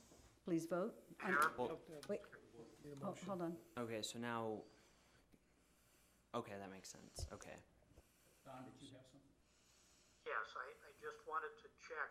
So in the past, when the committee was putting this together, there was legal counsel serving with it. Yes. In this case, there is not going to be the involvement of Mr. Buckley or legal counsel? Yep, you're correct. I should have said with the assistance of Attorney Tim Buckley. Okay, so is that part of your motion? It should have been, yes. It's in my write-up. Okay, I just wanted to clarify, so Sabrina has that. Yep, thank you. You're welcome. Do we need to amend the amendment? Why don't you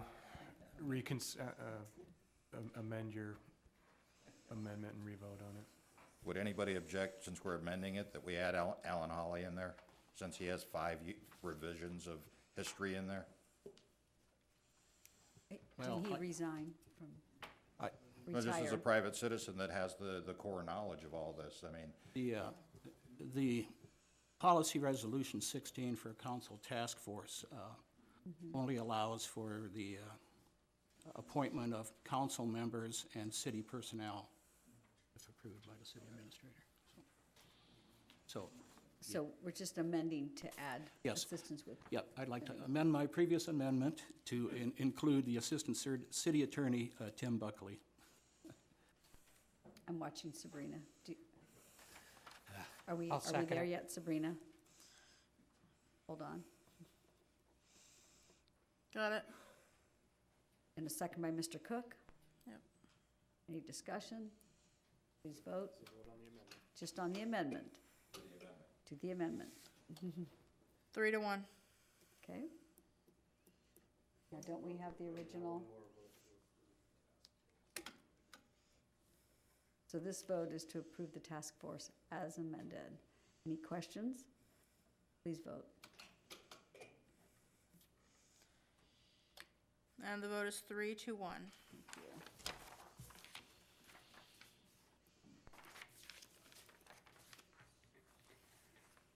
Item 13, administration report. Are there any questions? Must be limited to current report.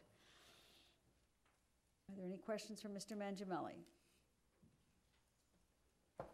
See none, we'll move on to public requests to be heard. Any members of the public addressing the council shall abide by council policy resolution number 35 regarding the principles of conduct and decorum, which states any statement made during the city council meeting by the mayor, members of the city council, city officials, and employees and members of the general public shall not involve personal, impertinent, or slanderous attacks on individuals regardless of whether the individual so attacked is an elected official, a city official, or employee, or a member of the general public. And City Code Section 2-68 regarding the manners of addressing the council. Copies of the aforementioned rules are posted on the outside of the council chambers. Speakers shall limit their presentation to 5 minutes.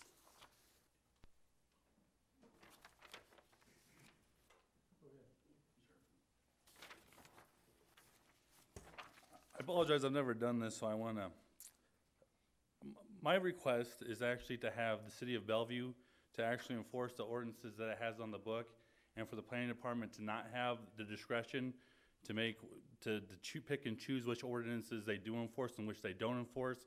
And I'd also like to see it done that you have to have a permit, you would have to get a permit and have an inspection and have it passed before you can open for business for the general safety of the public.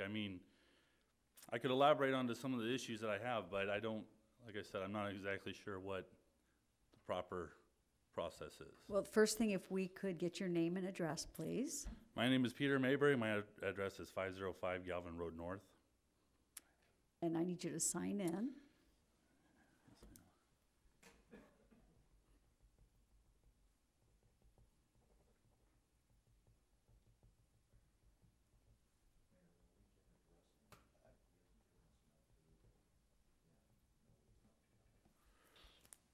I would be happy to. Thank you. Yes, you have, try to stick within the 5 minutes, but give us enough details.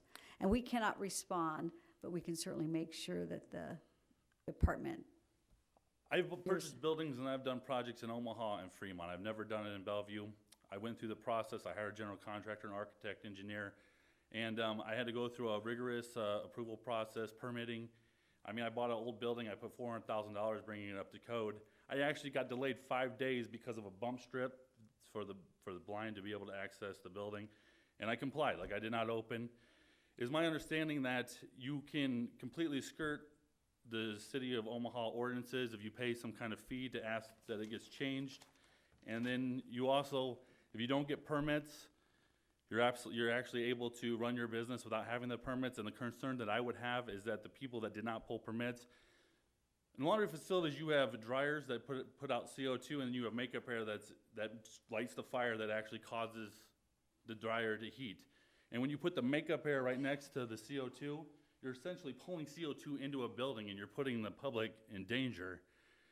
And then also, like with washing machines, you have 3,000 pounds of G-force that actually, it's centrifugal, right? It moves up, down, everywhere. If there's off-balance load, if they're not properly installed or bolted or the concrete's not thick enough, like you have a 3,000 pound wrecking ball that can cause immeasurable damage to the public.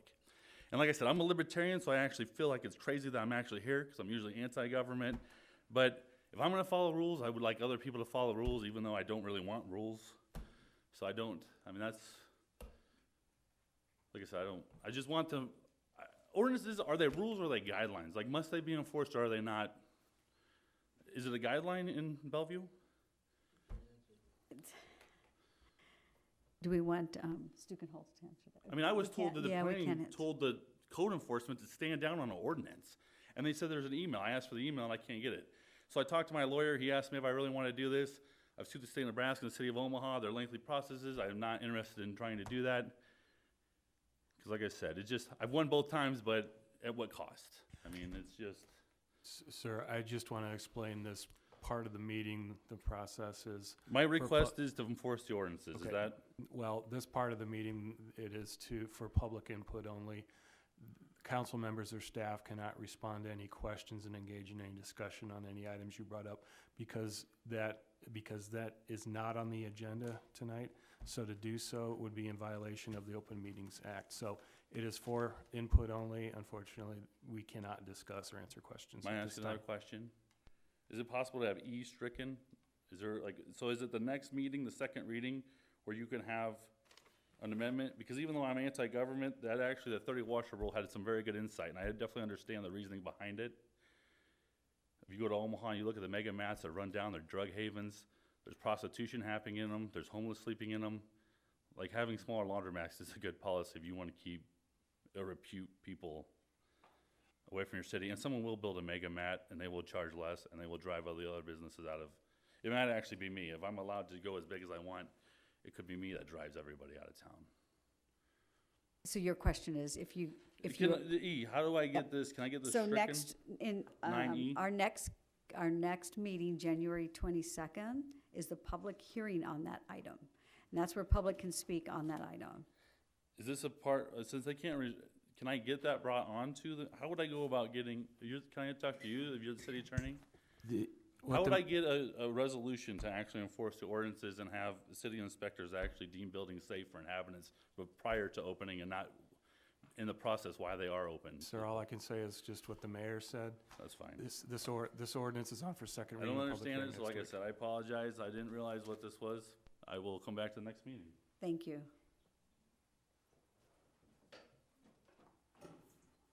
City of Omaha shuts people down.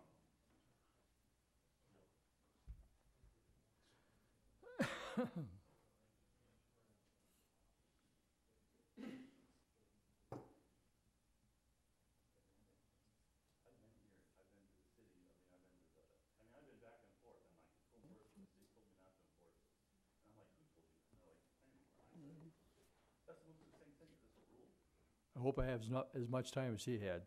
I want to wish you guys a Happy New Year. And I do want to thank, well, first I want to say that I'm a big supporter of the fire department and the police department. I think they're doing a good job, but I want to thank Mr. Cook, Mr. Shannon, and Mr. Mudry for trying to look out for our dollars too. We have to spend our dollars wisely, and that's something that is a big concern of mine in this city. The CIR is something that really has always bothered me. It's one city does something and gives a raise, then everybody compares to that city. Another city makes another raise, and then they compare to that city. So it's kind of a snowballing effect all the time. So I wish there was another way of trying to make comparisons to CIR. I'm not in favor of the restaurant sales tax. Until I see many of the suggestions I made over the last 6 years, anybody who votes for a sales tax, I hope that people remember that the next election. I've suggested before in regard to a monthly balance sheet, we need to have a Charlie Jensen, a state auditor, come down here and look at it and have a complete audit. One of the biggest mistakes we ever made was taking the rescue squad building away from Pat Shannon. We've lost millions of dollars because of that. I've also suggested that maybe we could eliminate that department and have Papillion do it. Papillion does it for La Vista. They have the same software. We could eliminate software. We could save a lot of money there.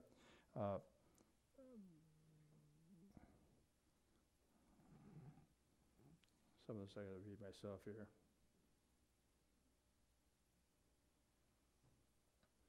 I'd also like to have, in regard to the sales tax coming up, I'd like to have the two candidates who are running for mayor to speak out what they think about that.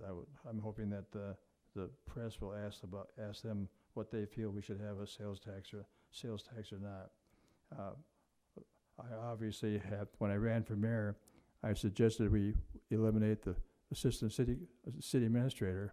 Now that he's going to a different position, maybe it's time just to not rehire another one. Save some money right there too. We need, there was $6 million I feel was spent on that World Baseball, but yet there's nobody can get the figures on where that $6 million was spent. We need to be accountable for what we're doing right now and see where our money's going before we start thinking about raising taxes. I talked to Doug Black, the mayor of Papillion, and I've gone to your strategic meetings for 5-6 years. I didn't go to this last one, but I asked him if they have a certain special person they come in and hire to do that. When I was in the city council, we didn't have that. We just did it ourselves. And Mayor Black said he does that himself. He and the city administrator, who I don't think are any more qualified than the people here. I think you guys should run the meeting and forget about hiring somebody to do that. To me, it's kind of a waste of time, the time I've seen it before in the past.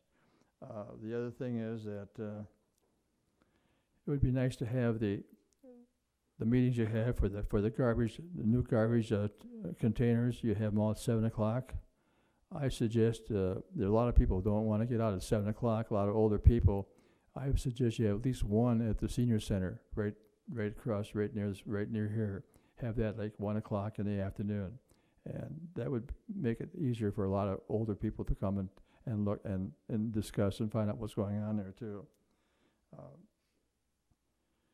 I have talked about dog park before, about having another one, and I was having my dog down there this afternoon, and a guy came in with his dog, and I asked him where he's from. He's from Denver. He was at Chicago for his dad's funeral, and he flies for United Airlines, and he flew his wife back, but he drove the dog back 7 hours, and I asked him, how did you find out about Jewel Park? He said he Googled it in. It was just off the interstate, so that was kind of encouraging that people, and I've met other people coming through other parts of the country coming down to Jewel Park, but we really do need another dog park, and Jim Moji did a good thing with the dog situation now. We just have to start thinking about the residents of this city and doing things that are good for them. So I appreciate all of your efforts, and I wish you a Happy New Year.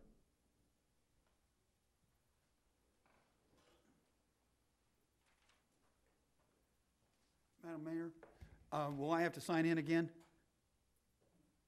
Okay, just asking. A couple of years ago, when we went to this new fire department instead of volunteer, I said at the time that it was going to cost us a lot of money, and we'd end up like Omaha did a few years ago and be behind on the monies that were needed. And yes, I don't know what the CIR is, okay? But somebody's got to say, hey, look, we're transitioning for 5 or 10 years, or maybe 10 years is too long, but 5 years, and the CIR is for somebody who has been, like Omaha, had a fire department for 150 years paid, or however long it's been. End of subject. but we're going to get in financial trouble if we keep going the way we are. I know you can't answer me. It's just a moot question. How long is the chief of police going to be in limbo? It's been over 90 days now. Are we going to keep him until sometime in 18 or 19? And again, Bellevue does not need a restaurant tax. Omaha has a large influx of people to fill all their hotels for all kinds of things that they do. Bellevue does not. Bellevue thinking that they are Omaha is bad thinking. And I urge the members of the city council to vote that down and reduce costs within the city. Thank you. Good night. Mayor, I'd like to respond to the one item that was on the agenda tonight that he addressed. Mike? Yes, sir. The CIR, very simply, it's a crowbar that the union can stick in the city's wallet. Okay? I don't know what CIR means. City in... That's like Community Court of Industrial Relations? Okay. Commission. Court of, yeah, Okay. Commission. Thank you very much. Merry Christmas and Happy New Year. Thank you. Is there anyone else? Seeing none, I'll go ahead and move on to item number 16 for adjournment. Motion to adjourn. Thank you. Discussion or questions? See none, please vote. Thank you. We are adjourned until January the 22nd.